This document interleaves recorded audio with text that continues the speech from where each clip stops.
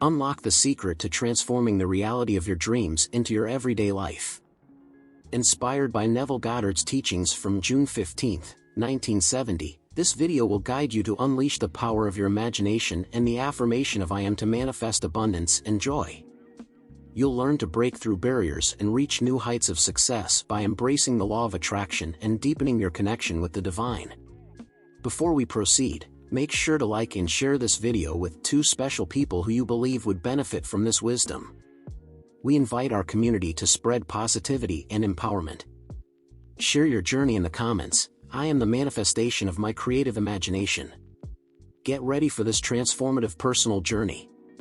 The divinity of imagination knows no bounds, whereas human limitation lies in our capacity to believe. Everything is attainable for those who believe, thus equating us with God, as the challenge lies in our faith. Do you believe in this? The only barrier for humans is their ability to believe in what their logic and senses deny. Beyond that, there are no further limitations. Furthermore, we'll explore Psalm 115, which critiques the human tendency to place faith in idols crafted by human hands. The psalmist declares, "Our God is in the heavens, their idols, made by human hands from silver and gold, are lifeless, lacking voice, vision, hearing, touch, and movement. Those who worship them become like them." To trust in something external as the cause of life's events is essentially to place our faith in a human creation. Now, who is this God that does his will, comparable to man? Consider your wonderful human imagination as a key. Our God resides in the heavens, and, as stated in Luke 17 verse 21, the kingdom of God is within you. If God resides in me, then what enables me to create is my imagination. I can conceive anything in the world, but as a human, I am conditioned. I must believe. If I can convince myself of the reality of what I've imagined, no power in the world can prevent its manifestation. Man constructs his objective world through imagination and faith. These are the elements that truly shape and materialize our surroundings. There is nothing beyond God, and God is our prodigious human imagination. Therefore, divine imagination is instantaneous, but when manifesting in human form, we are conditioned by belief, and this is where faith comes into play. What is faith? Faith is the subjective conviction of what we objectively hope for.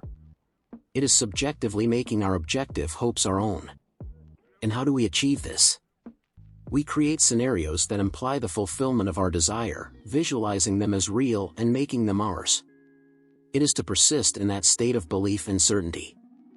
As Shakespeare pointed out in Antony and Cleopatra, from the beginning, we were taught that the desired is held until it is achieved. Let's analyze his words. But let's apply it to any aspect of this world.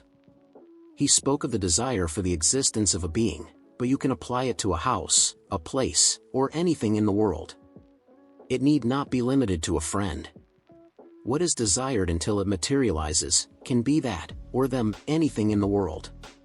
From the initial chaos, it was simply immersing myself in a state in which I lost myself and remained in that state until it manifested in my reality.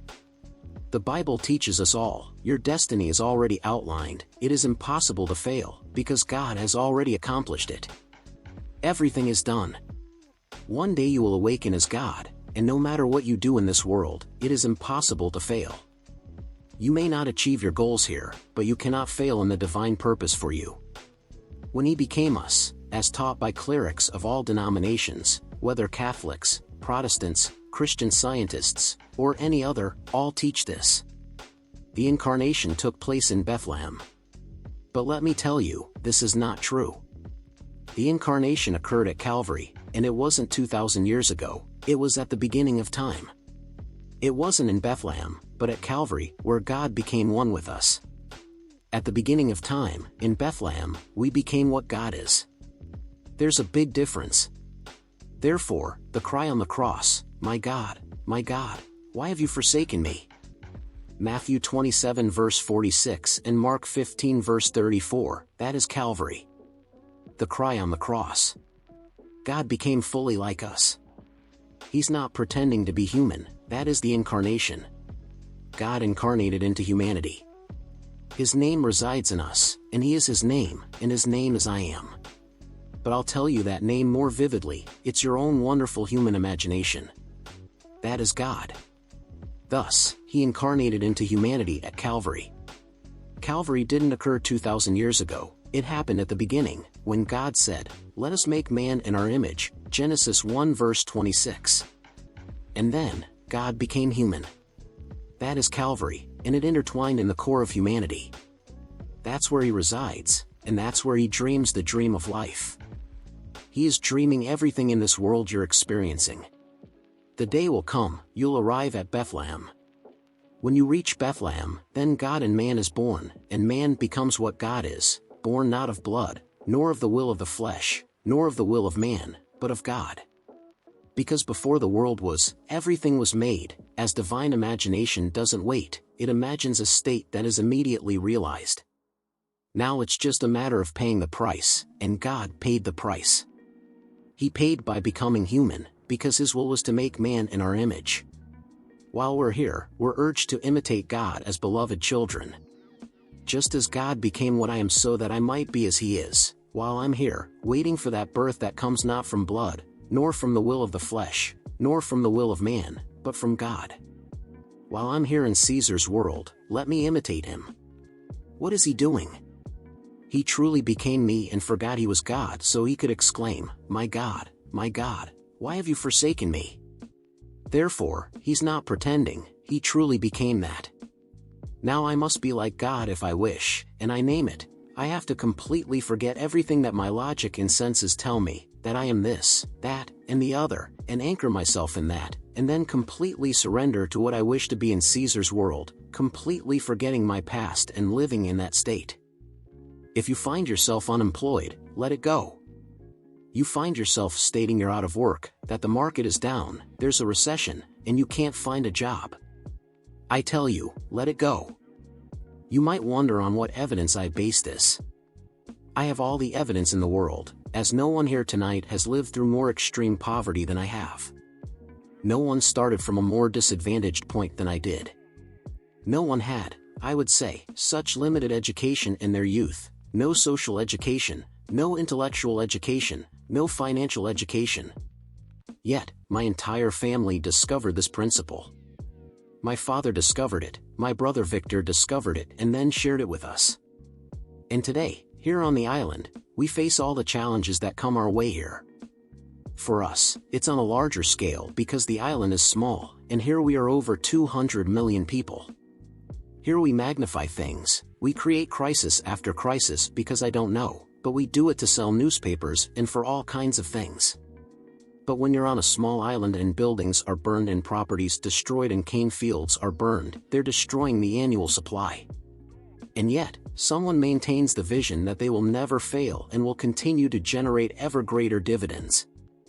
I speak from my own experience, as I am one of the beneficiaries of those dividends. It doesn't matter what they're doing, he remains true to his vision. His vision was that he would be the greatest, and when I say I mean that the family would be, but he was the family leader. He had the vision. In the area, let them do what they want, I will be the most significant and powerful financial magnate on the island. Well, now he's 68, he could leave tonight, I don't know, but his dream has come true. From the beginning, we were taught that what is desired is held onto until it materializes. But you can't wish for something and then get distracted and stray. You must want to be and desire it so much that you pay attention to nothing else. When I go home and talk to him, he says, "Neville, everything is fine, thanks for your visions. You have visions and I have another goal. My goal, as you call it, is Caesar's world. I want Caesar's world, and so, when I leave this world, I'll be more than ready for someone in charge to assign me another job to continue succeeding. But as long as I'm here, I'll do what you call Caesar's things. You do what you call God's works. I love you as my brother and you can continue with your visions, but as long as I'm here, I want and will be, and by the law, today it's indisputable, and no one would question his financial position on the island of Barbados. And it doesn't stop there, it expands to other islands. So he says, let them rebel, let them burn, let them do what they want, I will not waver in my vision. In my vision, as I had for myself when we had nothing and I was tired of having nothing and being despised, now we are no longer despised. Everyone, including the government, comes to us and asks what to do because we have the knowledge, because we have proven it. Everything in this world is possible, everything is possible for the one who believes. The only condition imposed on man is, can you believe? When reason and senses deny it, no limitation is imposed on God. With God, everything is possible, without limitations. But God became man, and as man imposed the limitation of belief. Do you believe in this tonight? Can you believe in what everything else denies at this moment, whatever it is? Do you believe in that? Will you persist in that belief as if it were true and walk tomorrow, even if you have nothing to eat, as if it were true and persist in that?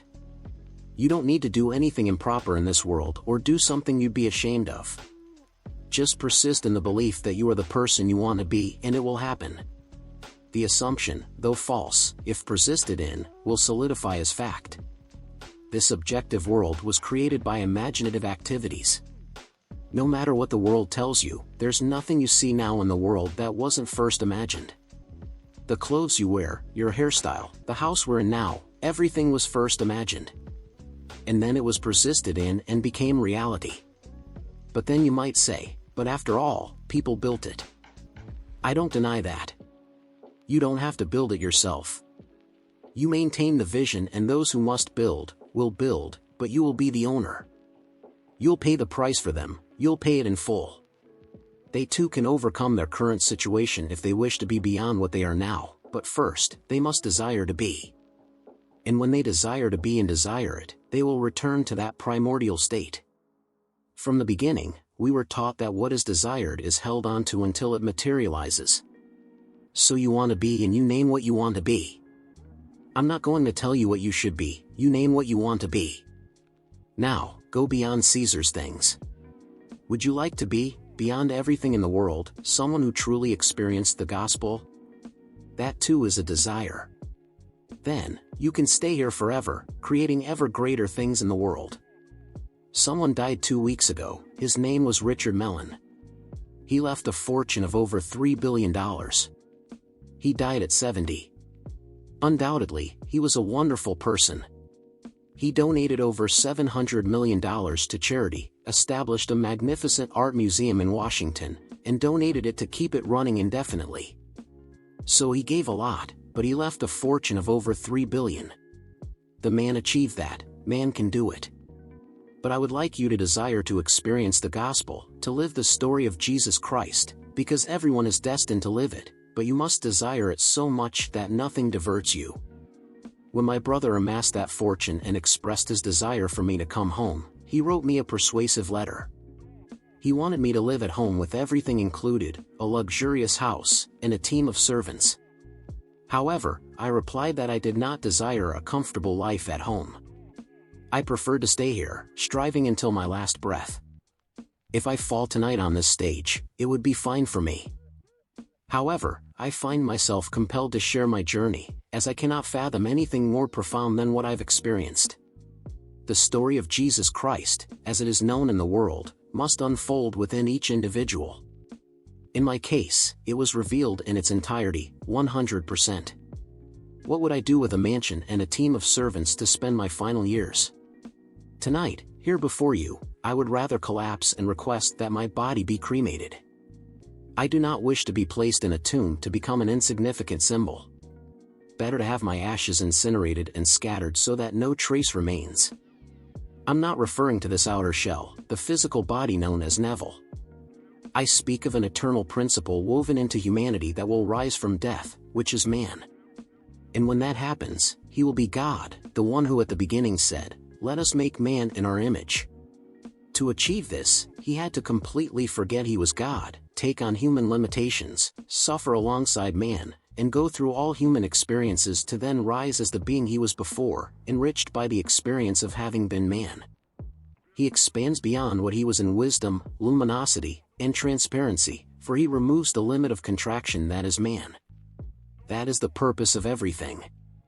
If you find yourself unemployed or facing adversities, do not despair. If you seek a happy marriage and have yet to find that special someone, remember that everyone is searching for their soulmate in this world. Assume you have already found them. Act as if it were real. Share the joy with your friends, for it is a reality in a way you cannot yet understand. That special someone will enter your life and be perfect. I speak from my own experience. That's why I'm here sharing this message. No one was more committed than I when I found someone and thought, I need her. I slept with the conviction that it was real, and mysterious events occurred to make it a reality in my life. Recently, in 1949, a prominent scientist discovered a principle in physics that I had mentioned before, though many considered me mad for claiming it. He also believed that the past could not be altered, according to the law of entropy in science. However, he later discovered that this was possible. His name was Dr. Richard Feynman, who later won the Nobel Prize. He explained this in a way similar to how I had. It's possible to enter into a state not yet perceived and live in it as if it were real, and then move through a series of events leading to the fulfillment of that state. I said I moved forward in time to places I had not yet physically visited and simply immersed myself in the feeling of having achieved the desire, even though I hadn't physically attained it. I continued moving forward in my mind, in my imagination, and spoke with my friends about the materialization of the desire as if it were real.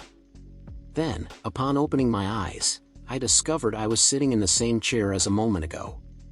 What I had just experienced was denied by my senses, but strangely, the world reorganized and formed a bridge of incidents through which I moved towards the realization of that state. Then, he said, it starts from where it was not and moves to where it was a moment before. Arriving there, it is shaken so strongly that its sense of time is reversed, and then it returns to where it was not. Well, I already knew that intuitively. I'm not a scientist and can't explain it. The little positron particle acts in that way, as he described in 1949, and that's why last year he received the Nobel Prize. Although I was right before that, I had no particle to prove it. I just knew it worked. I placed myself in a state and visualized the world as if the desire had already materialized. I looked and saw my friends smiling at me, happy because I had achieved what I said I would. Then, upon opening my eyes, I realized my friends were not there. I was back in the same room as always, with the same limitations. However, somehow, a series of events was triggered, and I achieved what I desired. I moved forward and did what I wanted to do. I started from where I was not physically and returned to where I was physically, and then I was shaken upon realizing it was not real. I was shaken so strongly that my sense of time was reversed, and I returned to fulfill what I had imagined. Now, the fact occurred on October 15th and is recorded in a scientific letter. It can be consulted in the library and was written by Richard Feynman. He described the experience in scientific terms that corroborate my own experience in May, in the city of Milwaukee. Although I didn't receive the Nobel Prize, the subsequent scientific confirmation only validated what I already knew. It can be said that there are states of consciousness in which all visionaries are considered mad. Since childhood, I was considered mad, as I testified to things I couldn't explain. I didn't have the academic training to explain those phenomena. But I knew they worked. I experimented and proved it worked. I can affirm that everything is possible for those who believe, and that power is comparable to God. The only limitation is imposed on God as man. Because for God, everything is possible without restrictions. Imagining from the state of divine imagination is automatic, it's already done.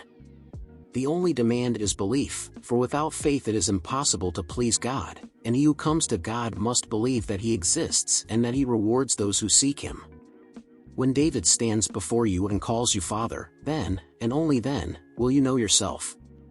This is how humanity is divinized and how God recognizes himself in all. Although individualized, we continue rejoicing as brothers in one body, enriched by the experience of this world. Therefore, tonight, make it a practical night. If I share this with you, it's because I've received many calls recently and I know many may be facing similar challenges. Do not despair. Believe in what you desire.